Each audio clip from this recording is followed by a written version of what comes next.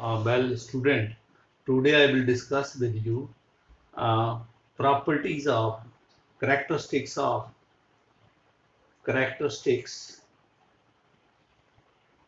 of physical absorption. Physical absorption मैंने आपको बताया था लास्ट टाइम। फिजिकल एब्जॉर्प्शन के कैरेक्टरिस्टिक, ठीक है। ये first, it is of physical, it is a physical change. इसमें जो चेंज होती है वो फिजिकल होती है बेटा, मेरी बात समझ गए। जैसे सपोज ये पीस ऑफ वुड है, ठीक है। इसके ऊपर ऑक्सीजन का मॉलिक्यूल अब्जॉर्ब हो जाता है, ठीक है।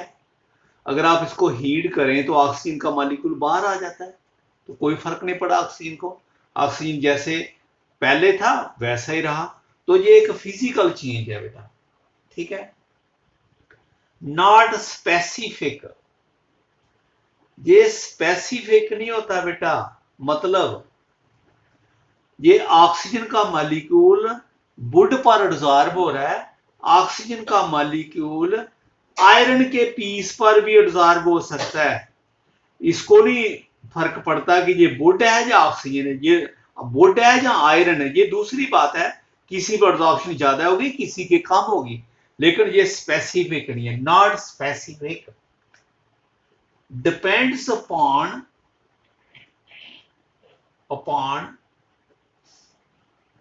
the nature of adsorbate। देखो भाई, जो adsorbate, जो adsorb हो रहा है उसकी नेचर पर डिपेंड करता है। देखो सपोज ये आपका आयरन का पीस है, ये ऑक्सीजन है और ये वाटर का मॉलिक्यूल है। वाटर का मॉलिक्यूल जल्दी एब्जॉर्ब होगा देन द ऑक्सीजन। ये नेचर आ गई किसकी? एब्जॉर्बेट की। जो एब्जॉर्बेट जल्दी लिक्विफाई हो जाए वो जल्दी एब्जॉर्ब होता है। वाटर जल्दी लिक्विफाई हो जाता है एज कंपेयर टू ऑक्सीजन, तो वाटर जल्दी एब्जॉर्ब हो जाता है एज कंपेयर टू ऑक्सीजन। तो डिपेंड करता है किस पर? Nature of absorbent. Reversible in nature, fourth reversible है ये बेटा, it is reversible in nature. Reversible in nature मतलब समझ गए? ये आपका गैस है, ये आपका सॉलिड है, ठीक है। गैस एब्जॉर्ब हो गई है बेटे, एब्जॉर्ब्ड ऑन सॉलिड, ठीक है। और बताया था एक्सोथर्मिक प्लस हीट। अगर मैं इसको हीट करूंगा तो जो हीट करने से जो गैस एब्जॉर्ब होती है ना वो बाहर आ जाती है, दोबारा इधर आ जाएगी। तो अगर कूल करूंगा दोबारा इधर चलेगी। इट इज रिवर्सिबल, जहां भी जा सकते हो जहां भी आ सकते हो। It is reversible in nature. Form multi molecular layer, multi molecular layer. Multi molecular layer का मतलब समझना। देखो ये पेपर है आपका, इसमें पोर्स हैं, पोर्स में ऑक्सीजन या एयर के मॉलिक्यूल एब्जॉर्ब होंगे, और वो जो लेयर बन रही है उसमें नंबर ऑफ मॉलिक्यूल्स हैं। हाँ, मल्टी मॉलिक्यूलर लेयर, बहुत सारे मॉलिक्यूल मिलके एक लेयर बना रहे हैं, ठीक है। लो लो हीट ऑफ एब्जॉर्प्शन, भाई हीट ऑफ एब्जॉर्प्शन लो होती है, ज्यादा नहीं होती। मतलब जब कोई मॉलिक्यूल एब्जॉर्ब करता है तो जो चेंज ऑफ हीट है वो ज्यादा नहीं होती। जो एक्सोथर्मिक है तो बहुत ज्यादा एक्सोथर्मिक नहीं, लो हीट ऑफ एब्जॉर्प्शन, यानी हीट ऑफ एब्जॉर्प्शन लो होती है, ज्यादा नहीं होती।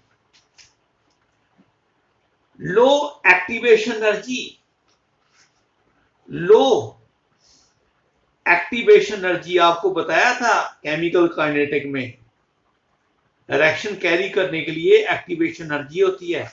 लेकिन फिजिकल एब्जॉर्प्शन में जो एक्टिवेशन एनर्जी है वो लो होती है, ठीक है।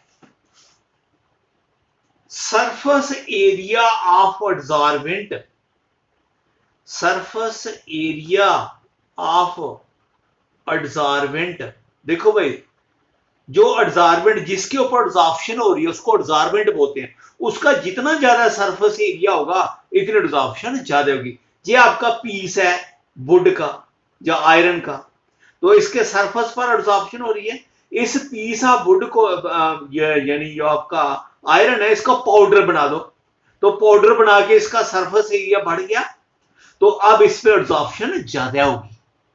तो सरफेस एरिया ऑफ एडजॉर्बेंट पर भी डिपेंड करता है। ठीक है बेटा। Now next is chemical adsorption के बारे में बताएंगे। केमिकल एडजॉर्प्शन, केमिकल एडजॉर्प्शन, इसके करैक्टरिस्टिक्स, हाँ, इसके करैक्टरिस्टिक्स बता रहे हैं। पहले आपको करैक्टरिस्टिक बताए थे फिजिकल एडजॉर्प्शन के, ये केमिकल एडजॉर्प्शन के। तो इसमें a chemical bond is formed, chemical bond is formed between adsorbate and adsorbent। ठीक है बेटा, जहां केमिकल बॉन्ड बनता है बेटा। ठीक है। दूसरी इसकी प्रॉपर्टी है हाईली स्पेसिफिक, हाईली स्पेसिफिक होता है बेटा ये। मतलब जो आयरन होता है उसको पेंट करने के लिए पेंट अलग होता है, और जो वुड होती है उसको पेंट करने के लिए अलग पेंट होता है। तो हाईली स्पेक यानी वुड वाला पेंट जो है वो आयरन पर नहीं लगा सकते, आयरन वाला पेंट आप वुड पर नहीं लगा सकते, ये हाईली स्पेसिफिक होता है। ठीक है। दूसरा इरिवर्सिबल होता है ये, इट इज इरिवर्सिबल। कई बार ना ये क्वेश्चन आ जाता है, write down the difference between physical adsorption and chemical adsorption. तो सारे पॉइंट आप यही लाइन डाल के अलग अलग करके लें। इरिवर्सिबल, ये रिवर्सिबल नहीं होता, फिजिकल एडजॉर्प्शन रिवर्सिबल थी।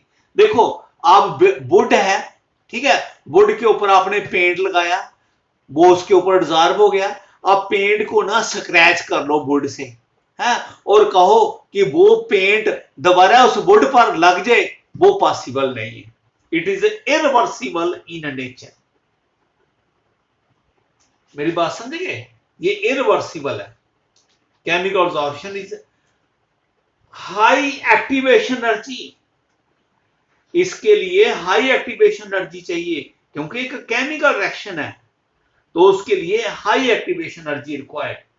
इसमें high heat of absorption, heat of absorption उसमें लो होती थी बेटा, इसमें हाई हीट होती है। जब एब्जॉर्प्शन होती है heat, it form a unimolecular layer, uni molecular layer बनाती है। यानी यानी ये देखो केमिकल एब्जॉर्प्शन का मतलब होता है एडजॉर्बेंट का मॉलिक्यूल और एडजॉर्बेंट का मॉलिक्यूल आपस में कंबाइन करके एक बीच में नया मॉलिक्यूल बना रहे हैं। वो नया मॉलिक्यूल जो वो सिंगल मॉलिक्यूल बनता है, सिंगल मॉलिक्यूल बनता है, it form a unimolecular layer. ठीक है। वो जो जहां से लेकर मॉलिक्यूल जो है वो सिंगल मॉलिक्यूल लेयर होती है, एक जैसे एक ही मॉलिक्यूल होता है वो, यानी मॉलिक्यूल एक नहीं होता, मॉलिक्यूल बहुत होते हैं, लेकिन वही मॉलिक्यूल बार बार रिपीट हो रहा है, यूनिमॉलिक्यूलर लेयर। ठीक है।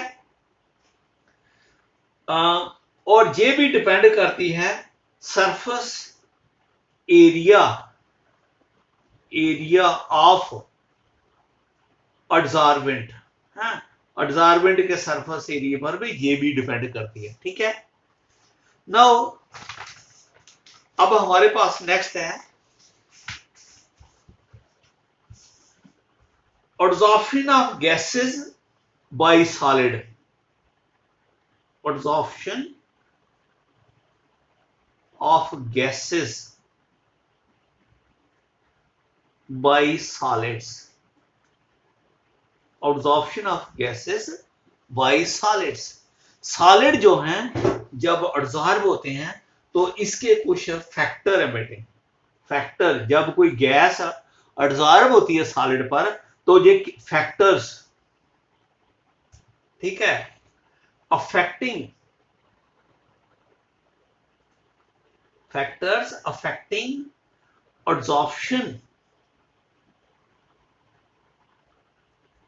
absorption of gases by solids। तो ये फैक्टर हैं, फर्स्ट फैक्टर है nature of surface area, nature of surface, nature and, दोनों बेटा, उसकी नेचर पर डिपेंड करता है, and surface area of absorbent, surface area of absorbent. देखो नेचर पर डिपेंड करता है कि उसकी नेचर कैसी है। सरफेस एरिया तो आपको मालूम है, जितना ज्यादा सरफेस एरिया होगा उतनी गैस उस पर एब्जॉर्ब ज्यादा होगी। अब नेचर क्या होगा? नेचर है ये आयरन का पीस है, ठीक है, और ये वुड का पीस है, एक वुड का पीस है। वुड पे पोर्स ज्यादा होते हैं, उसमें एब्जॉर्प्शन होने के ज्यादा चांसेस है, और आयरन के ऊपर पोर्स कम होते हैं और उसमें एब्जॉर्प्शन होंगे कम चांसेस। तो नेचर पर डिपेंड करता है और सरफेस एरिया पर डिपेंड करता है, ठीक है। दूसरा factor nature of gas, gas absorbent, जो गैस एब्जॉर्ब हो रही है उसकी नेचर पर डिपेंड करता है।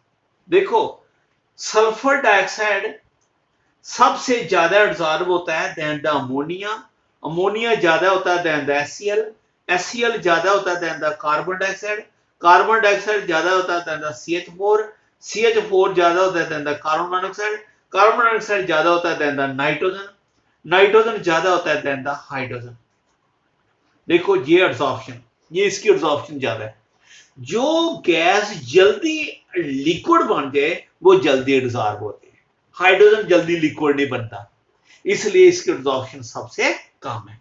तो नेचर पर डिपेंड करता है, जो गैस एब्जॉर्ब हो रही है उसकी नेचर पर डिपेंड करता है, ठीक है। नाउ मतलब easily liquefied gases are absorbed more easily. Third temperature, more absorption at low temperature and absorption